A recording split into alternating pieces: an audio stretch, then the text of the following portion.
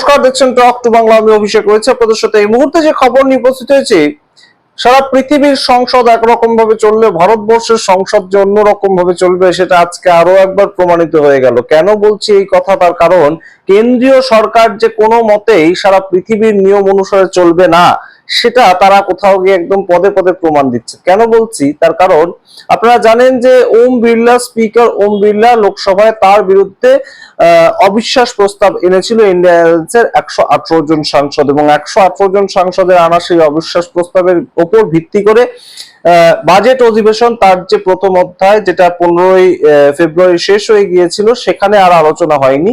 শেষ 2-3 দিন ওম বিড়লা আসেননি, সেটাকে অ্যাকসেপ্ট করেছিল কেন্দ্রীয় সরকার, এবং তার পরিবর্তে আমরা দেখতে পেয়েছিলাম যে 9ই মার্চ যখন বাজেট অধিবেশনের দ্বিতীয় পর্যায়টা শুরু হবে, কিরণ রিজিজু বলেছিলেন সেটাকে নিয়ে আলোচনা হবে এবং সেদিন ভোটাভুটিও হবে। তো সেই অনুযায়ী পুরো প্রসেসটা হওয়ার কথা, কিন্তু এই মুহূর্তে তার মাঝখানে বহু ঘটনা ঘটে গিয়েছে সারা পৃথিবীতে। যুদ্ধকালীন পরিস্থিতি এই মুহূর্তে একদম বলা যেতে পারে যুদ্ধের মধ্যেই চলছে, এবং যুদ্ধ ইরান এবং ইসরায়েলের মধ্যে যুদ্ধ চললে ভারতবর্ষ তাদের কি স্ট্যান্ড পয়েন্ট, ভারতবর্ষে কি কি প্রভাব পড়ছে এর ওপর ভিত্তি করে। পেট্রোলের দাম বাড়া থেকে এলপিজি গ্যাসের দাম অলরেডি বেড়ে গিয়েছে আপনারা জানেন, এবং ডলার প্রায় 93 টাকার কাছাকাছি হয়ে গিয়েছে।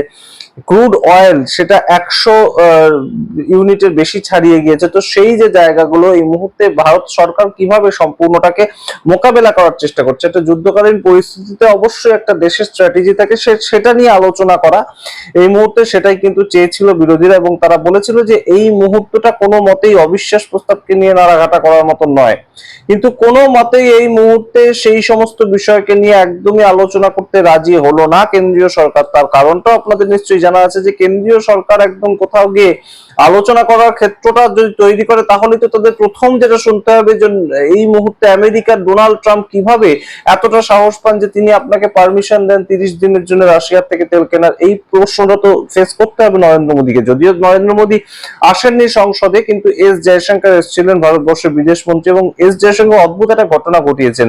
আমরা এতদিন ধরে এত বিদেশ মন্ত্রীকে দেখেছি, কিন্তু এস জয়শঙ্কর আজকে যে ঘটনাটা ঘটালেন সেটা অদ্ভুত একটা ঘটনা। তার কারণ এস জয়শঙ্কর কিছুক্ষণ আগে রাজ্যসভায় গিয়েছিলেন, এবং বেলা 12টার সময় যখন তিনি লোকসভায় আসেন তখন তিনি একই বক্তব্য রাখেন। রাজ্যসভায় যা বক্তব্য রেখেছেন সেম টু সেম একই বক্তব্য রেখেছিলেন আজকে লোকসভায় এস জয়শঙ্কর, এবং তখন বিরোধীরা বলতে থাকেন যে আমরা এই একই কথা শুনবো না, রাজ্যসভায় আমরা শুনে নিয়েছি যা শোনার ছিল, কিন্তু তাছাড়া তো বিদেশমন্ত্রী আর কিছু বলার নেই। তাহলে সেই ক্ষেত্রে আমরা এখন যে বিষয়টা নিয়ে আলোচনা চাইছি সেই বিষয়টা হচ্ছে যুদ্ধকালীন পরিস্থিতিতে ভারতবর্ষের কি অবস্থান। এবং তাছাড়াও এই সংসদ শুরু হওয়ার আগেই আমরা জানি যে একদম বিরোধীদের একত্রিত ভাবে একটা বৈঠক হয়, এবং বৈঠকটা রাহুল গান্ধীর ঘরে হয়েছিল, সংসদে রাহুল গান্ধীর যে এলপির ঘর সেখানে। তার পরবর্তীতে সমাজবাদী পার্টির তরফ থেকে রাহুল গান্ধী সহ মল্লিকার্জুন খার্গে সহ দুটো হাউসেরই যারা বিরোধী এমপি রয়েছেন তারা একত্রিত হয়ে সম্পূর্ণভাবে নারেন্দ্র সারেন্ডার এইভাবে একদম সরাসরি বাইরে বিক্ষোভ দেখান সংসদের বাইরে। এবং সংসদ শুরু হওয়ার পরেও জগদম্বিকা পাল ছিলেন সংসদের অভ্যন্তরে, তিনি চেয়ারে বসেছিলেন, যেহেতু ওম বিড়লার বিরুদ্ধে এখন অবিশ্বাস প্রস্তাব আনা হয়েছে, তিনি আসছেন না সংসদে।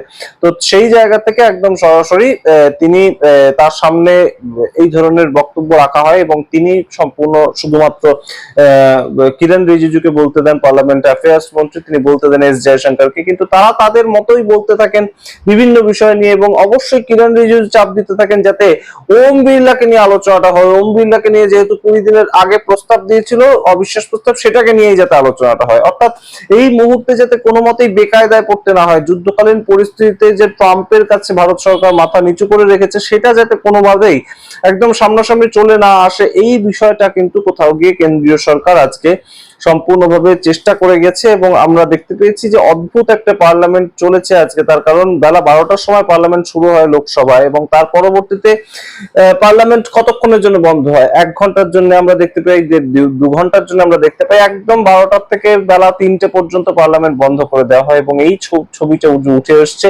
সেটা কিন্তু কখনোই কাঙ্ক্ষিত একটা ছবি নয়। আপনারা দেখুন পার্লামেন্টের মধ্যে এবং বাইরের ছবি, এবং আপনারা বিচার করুন আজকে যেভাবে নরেন্দ্র মোদী সরকার সম্পূর্ণ যুদ্ধকালীন পরিস্থিতিটাকে অ্যাভয়েড করতে চাইছে, সেটা কিন্তু কোথাও সারা পৃথিবীতে কোথাও এই ধরনের পরিস্থিতি চলছে না। এবং অবশ্যই স্বয়ং আমেরিকার মধ্য থেকেও আমরা খবর পেয়েছি যে আমেরিকার বিরোধী সাংসদদের সিআইএ এর পক্ষ থেকে জানানো হয়েছে যে তাদের স্ট্যান্ড পয়েন্টটা কি, আমেরিকা যে যুদ্ধে জড়িয়েছে সেই ক্ষেত্রে তাদের স্ট্যান্ড পয়েন্টটা কি, এবং সেটাকে নিয়ে আমেরিকার বিরোধী সাংসদরা কমলা হ্যারিস থেকে শুরু করে বিভিন্ন মানুষজন তারা কিন্তু বিরোধিতাও করেছেন। সুতরাং তাদের দেশের যে গণতন্ত্র সেটা কিন্তু রক্ষিত হচ্ছে, অথচ সেটাকে নিয়ে ভারতবর্ষ সারা পৃথিবীর মধ্যে সর্ববৃহৎ গণতন্ত্র তারা কথা বলতেই ভয় পাচ্ছে। কেন এই পরিস্থিতির অবস্থা আমরা জানি না, সত্যি ভারতবর্ষের কেন্দ্রীয় সরকারের কেন এত ভয় বিরোধীদেরকে ফেস করার ক্ষেত্রে আমরা সত্যিই জানি না। তবে অবশ্যই তারা যে ভয় পেয়ে কেন্দ্রীয় সরকারের পক্ষ থেকে আজকে যে পরিস্থিতিটা তৈরি করলো সেটা যে বেশ খানিকটা চাপের পরিস্থিতি, এবং সারা বাজেট অধিবেশন যেটা চলবে আগামী 2 তারিখ পর্যন্ত, 2রা এপ্রিল পর্যন্ত, সেটা যে চাপের পরিস্থিতি তৈরি হবে সেটা কিন্তু এই মুহূর্তে সরাসরি স্পষ্ট। আরো একবার আপনারা দেখুন সম্পূর্ণটা, আপনাদের মতামত কমেন্ট বক্সে কমেন্ট করে দেখতে থাকুন। টক টু বাংলা অবশ্যই টক টু বাংলা ইউটিউব চ্যানেলকে সাবস্ক্রাইব করে দিন। ধন্যবাদ।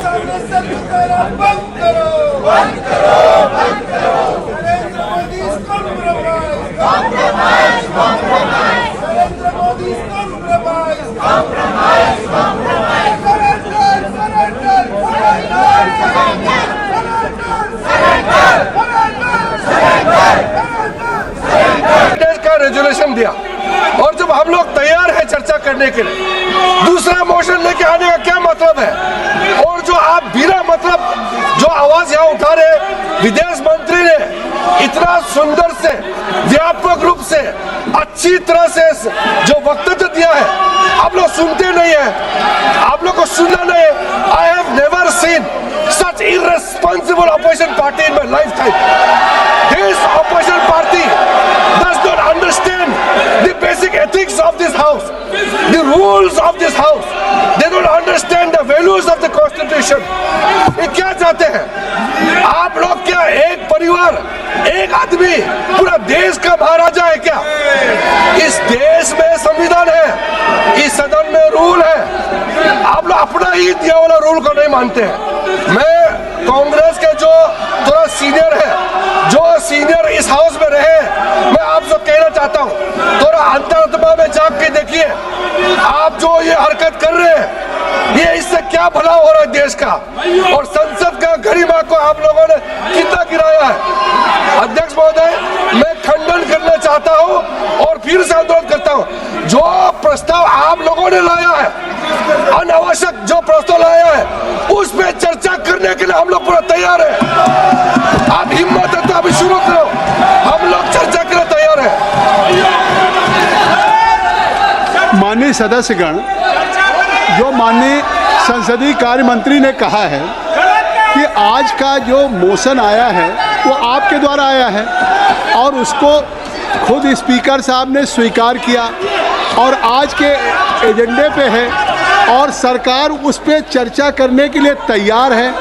और आप नहीं, आखिर आपने इस बात को नहीं महसूस किया कि जो आज का एजेंडा है, आज का जो agenda mister KC Venugopal who है who has given a notice, you have given a notice, I am not going to just your unmarried कि किस तरह, इसका मतलब आप सीरियस नहीं हैं। एक तरफ स्पीकर साहब ने आपकी नोटिस को स्वीकार कर लिया और ये कभी परंपरा नहीं हुई है, पहली बार हो रहा है कि जिस दिन से आपने नोटिस दिया है उन्होंने सदन की कार्रवाई में कहा कि मैं चेयर नहीं करूंगा। उन्होंने हाई मॉरल ग्राउंड पे जब तक इसका डिसीजन ना हो जाए, जब तक इस पे डिस्कशन ना हो जाए, तब तक वो चेयर नहीं कर रहे हैं और आप उसको चर्चा करने के लिए तैयार नहीं। ये नहीं चलेगा। ये